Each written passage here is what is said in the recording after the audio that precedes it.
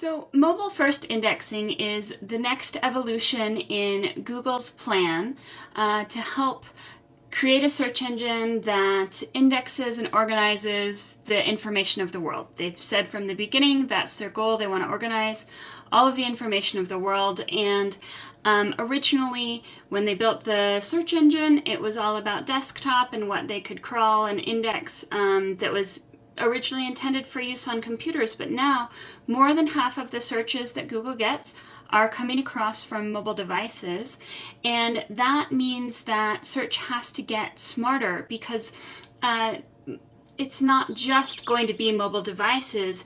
In Google's mind, it's going to be a lot of other kinds of mobile and connected things as well. Things like what we call the Internet of Things, or IoT, is all of the different stationary and portable devices that connect to the internet and can be controlled via the internet or via apps on your mobile phone. So things like your Nest thermostat or a Ring doorbell, those, even though a lot of the time when we interact with them, it may not be a traditional search that we're used to, in the long run, Google sees these kinds of devices as providing information that they can help organize.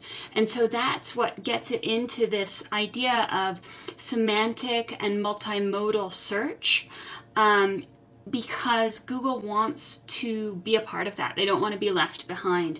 And so thinking about being able to submit a picture as a query, or to submit audio as a query, this is where Google sees the future going, because information isn't purely text-based. There are different kinds of information and different ways of appreciating information, and so Google has to update the way they work.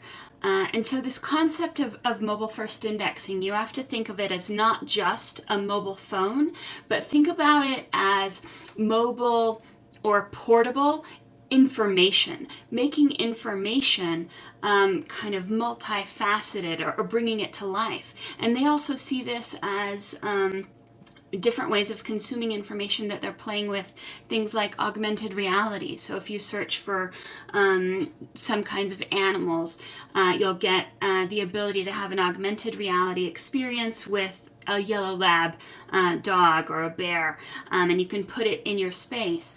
And so they see this as still more information that they want to organize and index and bring to life to democratize the information of the world. And so as SEOs, I think that our goal needs to be, number one, we still have to do a good job with the textual stuff, the traditional SEO, but we have to also update our thinking to be more multifaceted, multimodal, and to understand how our goals can fit with Google's goals, how we can help bring information that we have access to life in more than just one way. If we have lots of videos, know that Google wants to surface those videos and be able to have them rank in a search result, be able to cast them, be able to search the audio within the video, and maybe lift that audio and use it for something else, or at least fast forward to get to the specific answer that you're looking for. They may want to translate it. If you think about how much information or interesting content may be locked in one language, but then as Google Translate can add a layer over on top of that, it becomes searchable in any language or surfaceable in any language. And that gets them closer to that goal of organizing the world's information.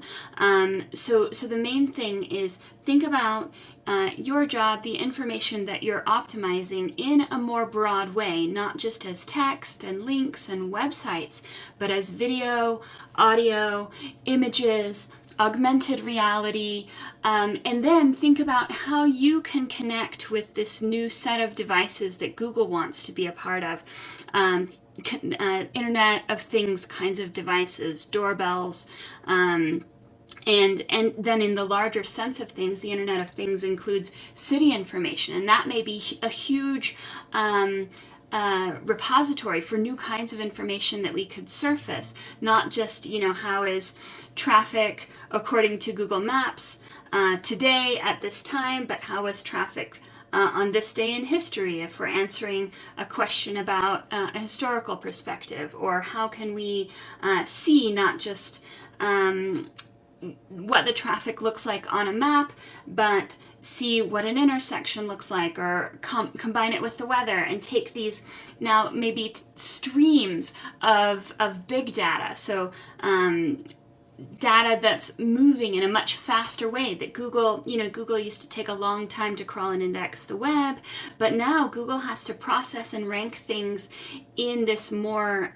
dynamic, active way, and surface it on the go almost immediately, potentially. And I think that's where they're going. And so as an SEO, you want to, number one, keep your eyes open to where does Google want to go? How is Google going to monetize it? How are they going to make it a good experience? And then how can you update your SEO efforts to help contribute to this new vision that Google has and this new way of conceptualizing information in not just a text way, and looking at all the new APIs and things that they're doing across the web with maps, with apps, with images, with videos, with things in the Google Play Store, audiobooks, stuff like that. How will those things come together, or how could those things come together to benefit you, your clients, your SEO efforts? And I want to encourage SEOs to not be afraid to try something new, and experiment a little bit, because I think Google is experimenting here, and they're going to reward first movers for trying new things. That may even be things like chatbots. Google's put a lot of time and energy into their digital assistants, and that's because they think it's a big deal. So maybe you should think it's a big deal too. They've created this whole software called Dialogflow to help you create it and launch a chatbot in a bunch of different programs, and that's all Q&A model, kind of like the speakable schema that everyone's been working on with FAQ, how to, and Q&A. That's not an accident. Google wants to have voice interactions and non-textual interactions as part of what they're ranking, optimizing, surfacing. And it's not just going to be on Google.com. It might be in Google Play or in YouTube or in other venues that Google has that they control that include search. And so we've just got to broaden our idea of what is mobile first. Think about it more as portable than a mobile device. And then what is SEO? I want everyone to start thinking about SEO in a more broad way.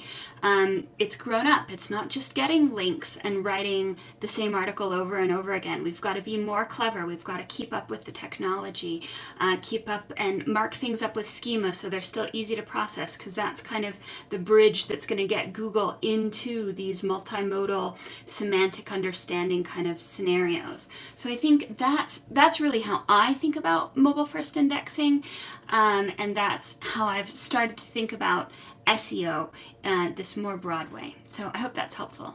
Something else that Google has put a lot of time and energy into is language understanding. And this is critical because it fits with Google's vision for mobile first indexing and their response to voice interaction and voice search and stuff like that. But it's more than just that. They want to understand not just this query in this language, but they want to understand queries as a whole in all languages. And so that relates back to GNMT, or Google Neural Machine Translation Project, which is this idea of kind of creating or building out their understanding of entities, because if you think about a keyword, SEOs get really wrapped up in keywords because it's what we've had for so long, and keywords are language specific, and that's how Google has organized its index, was by language. But they wanted to switch that because that's so slow, and there are some languages where their machine learning can work really fast because they have so many people searching and clicking in those languages, like English, Hindi, lots of big data that they can process and machine learn, but smaller languages, they were struggling because there weren't as many searches and there weren't as many clicks, so that Google could really understand when they were doing a good job and when they were doing a bad job responding to these smaller languages. And I worked for a long time with a wonderful woman from Bulgaria, and so we use Bulgarian as the example. It's a small language, but that doesn't mean it's any less important. It just means that the machine learning that Google had to do to understand it and work within it was taking so much longer. And so their search results weren't as good, their spam fighting wasn't as good, their map results weren't as good. They need the machine learning to help their algorithms. And so I think part of this idea that maybe they're not talking about as publicly, but part of the idea behind the Neural Machine Translation Project is to back everything away from a language-specific keyword to an entity. Because entities exist before language, and that's really hard for some SEOs to wrap their brains around. But if you think about it, I use this example a lot. A mother is, you may say the word mother differently in different languages, but the concept of mother is the same. Mother is related to father in the same way as related to daughter and son and grandfather, all in the same way across all languages, even though we use different words. And so what I think Google thought was, listen, if we have these entity concepts, then that's the beginning. The keyword is not the beginning, the entity is the beginning, and it can know that these are the words that describe that entity, and these relationships stay the same. And so once they build out the network of entities and the understanding there, they don't have to work so hard to understand and machine learn smaller languages, because they can take the understanding that they already have from the languages where they have lots of machine learning and lots of feedback and apply that learning to these smaller languages to, number one, get better search results faster, get a deeper understanding, and potentially even enable the voice controls and digital assistants with what they've learned from other languages based on entities, and apply it to these smaller languages where they really were struggling. And so this is super powerful, because from Google's perspective, when they were doing everything one language at a time, you think about machine learning and the machines can learn only when they get more data. And so we had all of these small language-specific learning patterns happening. And sometimes if it's too small, it can go off in the wrong direction, right? But it was happening English, Italian, Hindi, German, Bulgarian, one at a time. But when they back it all up to entity level, then it's one big hose of all of the languages, and all of the learning can happen on an entity basis and be applied out everywhere. And so you're not learning at different rates for different languages, you're learning all together. And then maybe there's, additional layers that have to modify it per language perhaps, but really the key learning and the understanding happens faster at a bigger level, and I think it's really enabled Google to get to this next level of not just responding based on things like links and keyword density and stuff like that. They're responding based on semantics and relationships and real understanding, and what they hope to get to is this idea of responding in a meaningful way, not just responding based on one or two things at a time, or one or two questions, one or two concepts. So it does seem to be really powerful.